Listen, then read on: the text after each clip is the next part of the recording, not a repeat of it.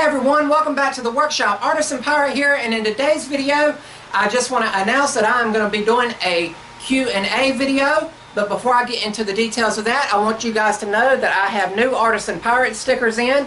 So if anyone would like my sticker and to sticker swap with me, where I send my sticker to you and you send your sticker to me, and then we give each other shout outs, and while there's still room, I'll put your sticker up on the sticker swap sticker wall. Several people down in the comments sections of my videos and also over on my Instagram page at Artisan Pirate have been asking me to do a Q&A video, question and answer, or an AMA video, Ask Me Anything. So that's what I'm doing in this video. Down in the comments below, please leave any question you'd like me to answer. They can be random, like how tall am I, where did I get into woodworking, what kind of vehicle I drive, you know, or just woodworking questions in general. Why I love the scroll saw, who taught me, you know, stuff like that.